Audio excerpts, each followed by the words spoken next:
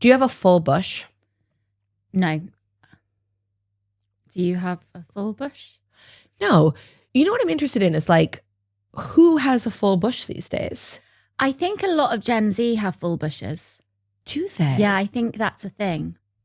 Because it's meant to be like, yeah, fuck everything. I can do whatever I want. I don't have to get rid of hair for men or women. I don't have to get rid of hair. I don't understand it. I don't understand the feminist thing. It's just a preference, really. And I also don't remember when I made that decision to do no hair. Did you ever have a full bush? I think from an early age, you just learn to tend to it, don't you? You know, I have a very clear memory of being like 8. You know, that age where you're sort of like at an adult's waist and being at the pool with my mom and her friend coming over. A good looking and attractive, probably at the time, like 38-year-old woman. And seeing her pubic hair sticking out from her bikini bottom and going like, no, I don't think so. And so that was a moment. I'm not happy with any of this, but that was a moment where I was like, I don't mind hair, but I don't like my hair coming out of my underpants or bathing suit. Yeah, definitely the same. But when you wax regularly, when you go full, when you go all off, you have to let it grow back to a certain length so that you can get it off again. So I do have periods of time where I technically have a full bush. But at Centre Parks recently with the family, I hadn't had time to go to my regular person in where I've gone for years, who I love and I now would consider her a friend. And the only person I feel safe with, not in life, just with my vagina, in terms of who's waxing my vagina. That was clear. Good. So I didn't have time to go to her. So I did just have quite a full bush at Centre Parks. What did that feel like for you? It really made me realize that everyone had, because I did look for bushes. You were looking for fellow bushes.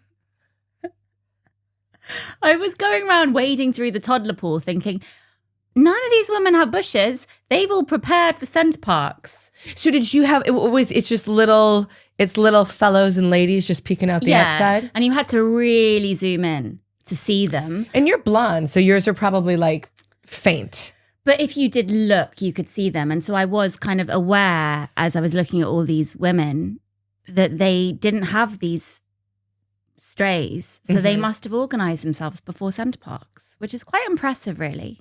Well, may I say you would have been equally organized if in that instance, it wasn't about a lack of organization.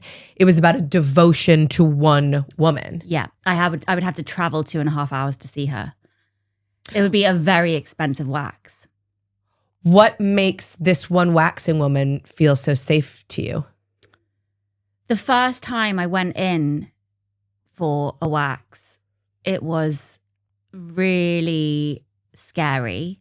I don't know why I was so scared, and I went into a salon where I would always get a different person and I would always find it really uncomfortable. But then when I found this place and I met her, I just immediately felt so safe. I was shaking before I went in, I remember. What about her made you feel so safe? She was just very gentle and sweet and interesting and immediately started chatting and it wasn't just small talk, it was real. She's given me a lot of advice and like it's really intense, nice chats. Advice about your vagina or like advice about your life? Oh, about life, yeah. Just have really nice live chats with her. I've given her a book. I would love to say to her, I haven't made the step yet to say, will you go for a coffee? Actually, no, we have. She did some of my hair stuff as well. So we moved on to the actual hair. She's amazing. But now I can't see her as regularly as I'd like. So I feel like I've cheated on her because I've had to go to a waxer up in Liverpool. Does she know about the new woman? No, well, she would know now. It's been a long time since I had a wax. I have to say in your defense, like people only ever really want you to be honest with them. So if you just said to her, like, I've been feeling bad. I went to someone else. You know how I feel about you, but I can't only get my pussy waxed in London now that I live in Liverpool. Like a normal person would understand that. Oh no, she would understand. She'd be willing to let me go as well. You know what I'd like to know? If you're a waxer, what percentage of women are washing their vages prior to a wax? It must be very high. Well, you're given wet wipes. So you're told to clean yourself up before the wax. That's what you should be told. How like big does your bush get when it's at like the last days before the next wax? Big? Because you have so much head hair. I'm not that hairy. You're not. It's very hairy. This is what's so terrible for some women is it's like what you want, what many women want, I think, would be like luxurious head hair and otherwise bald, which is sort of what you give. Whereas I have like, you know, like nothing great is happening on my head hair. And then I've got like peach fuzz everywhere. But you know what's sad is as you get older, your hair production dims. So I do still have to shave my legs and my underpits, but not a lot. I've never had to shave my legs very much. Really? No. You really lucked out in the hair department. I don't know. I do want to investigate why I feel the need to have no hair. I don't know what it was. We've been told that we're sexier with no pubic hair. Right. Right? Who told us that? Society. But I also, if I look at my vagina, not like up into it, but naked in a mirror, the outside, actually, I guess technically not my vagina. And it's trimmed, it's manicured. I go, that's nice. And if it's like, I feel like, clean your shit up, bitch. And I like the idea of a full bush. And I think that's very feminine. But I think I'm too old at this stage for that kind of hair growth. Just realized that. There's a painter in the house right now. I had a similar thought. Did it occur to you when I was going? Yeah, me too. I feel more attractive when I've done myself, but I've also never been fully bald. I'm like a little too old for that to not be too slutty of a choice. Right. And did you shave it? Yeah. Oh, I couldn't do that. I couldn't do that. Why? You don't like that blade near your... Too scared. And also it gives you a rash, doesn't it? No. Oh, I just always got a rash when I tried that. But the difference in our age is enough that you've gone bald. It was just like, I don't know. There was a day? 24 onwards, just bald. I don't know what it was. And when men would see your vagine, would they be like, oh, fucking yeah, it's a bald vagine? Or is it like, I think what I'm trying to assess is for people your age, you're in your mid 30s, I'm in my mid 40s. I'm in my late 30s. I was going to allow that. Yeah. I thought that information should come from you. As someone in their late 30s, when your vagine was like, boom, was the feedback you got from men, oh my God, a bald vagine?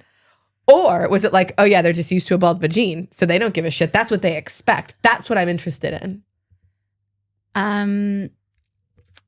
I feel less comfortable now. I will say the baldness has only come within the relationship.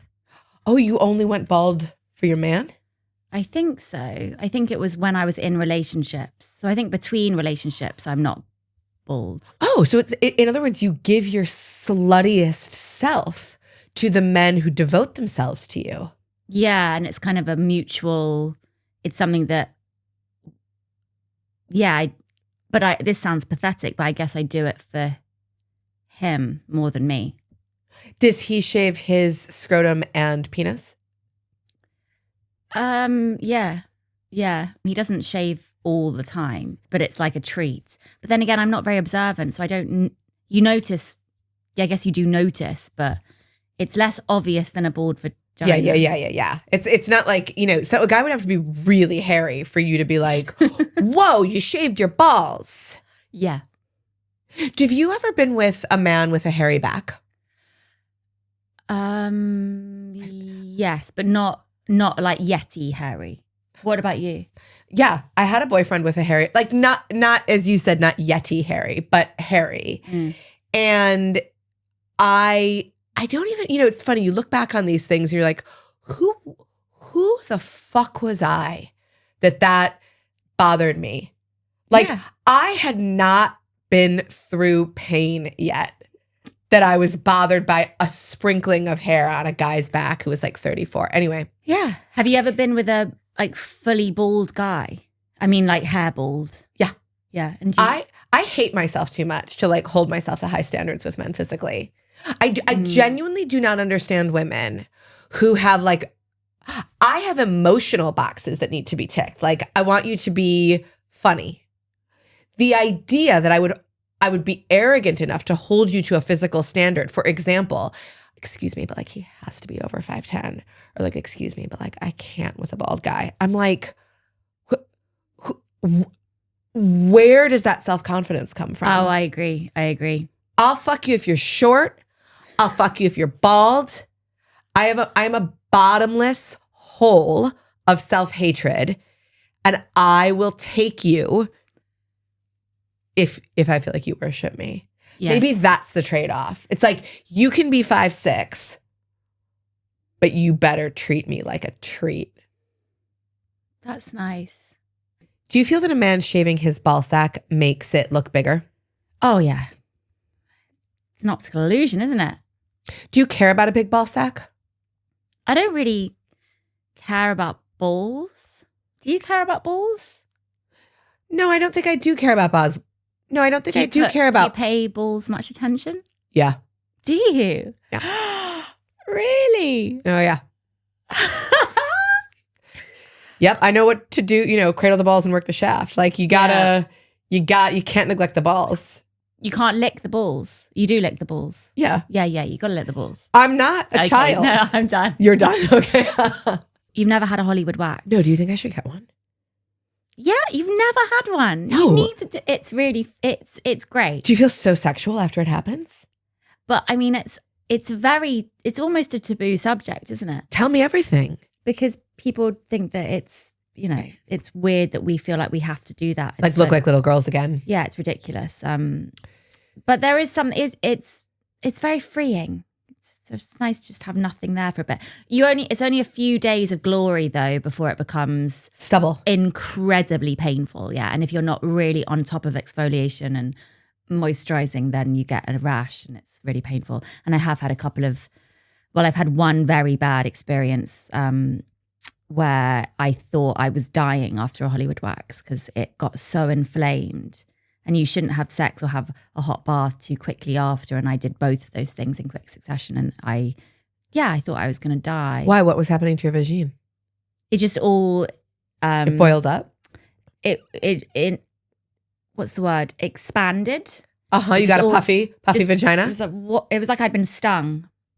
By a jellyfish or something. It was just like suddenly just inflamed and big, and it was just a reaction to the wax. Puffy pussy.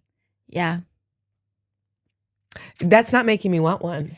But how are all these women dealing with these bald vaginas all the time? But also now the trend for these skin tight leggings, you can see if someone's, I'm probably looking too much at people's groins, but you can see if someone has got pubic hair because the leggings are so skin tight now. You can see everything. You can see the outline of vaginas in these leggings now. I find it so bizarre being at the gym and just seeing these crotches everywhere. What's going on? Does it make you feel sort of like old fashioned, like, ladies, put your vaginas away? Or are you kind of like, no, get those vaginas out?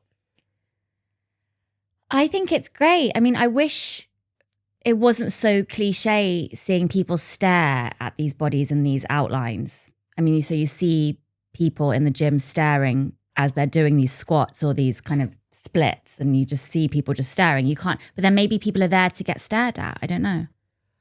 I certainly don't want to suggest that anyone's asking for it, but I think if your leggings are so tight that your pubic hair is visible, you got no one to blame but yourself.